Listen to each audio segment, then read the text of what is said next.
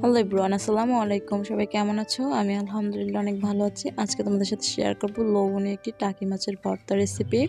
টাকি মাছের ভর্তা কে না পছন্দ করো, কম বেশ সবাই পছন্দ করো।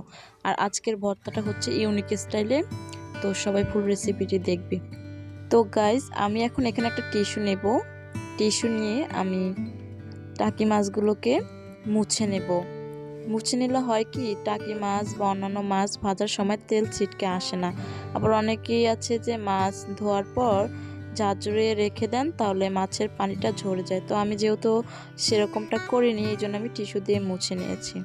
আর এখানে আমি নিয়েছি লাউ শাক, 10-12টির মতো লাউ পাতা নিয়েছি। এটাই হচ্ছে আমার ইউনিক স্টাইল, যে আমি লাউ পাতা দিয়ে আর টাকি মাছ দিয়ে ভর্তাটা করব।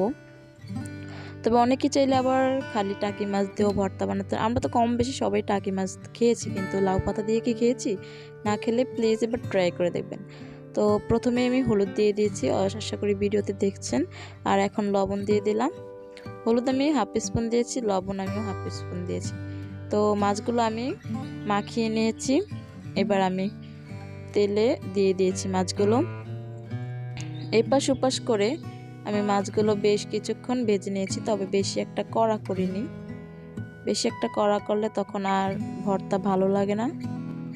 তো গাইস, টাকি মাছগুলো আমি ভেজে নিয়েছি, আর সেম ফ্রাই প্যানেই দিয়ে দিচ্ছি পেঁয়াজ রসুন। আমি পেঁয়াজ রসুনগুলো ভেজে নেব। ভেজে নিলে যে কোনো ভর্তা ভীষণ মজার হয়ে থাকে। রেস্টুরেন্টে যখন ভর্তা সার্ভ করে থাকে, কারণ তাদের বেশিরভাগ পেঁয়াজ রসুনগুলো ভাজাই থাকে, কারণ তাদের সারাদিন সার্ভ করতে হয়, এতে করে ভর্তাটা অনেক ভালো থাকে।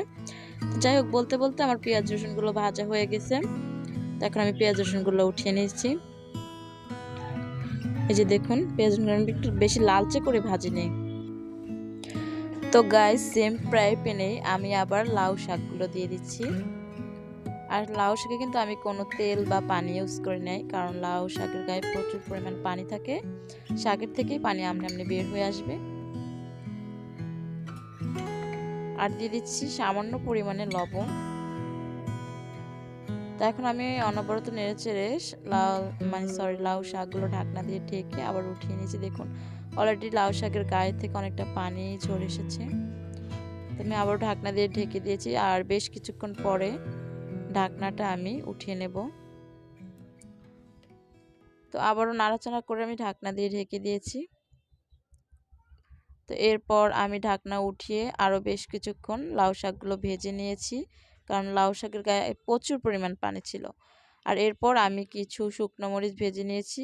বেশ বেশি নিয়েছি, কারণ ঝাল হলে একটু ভর্তা ভালো লাগে।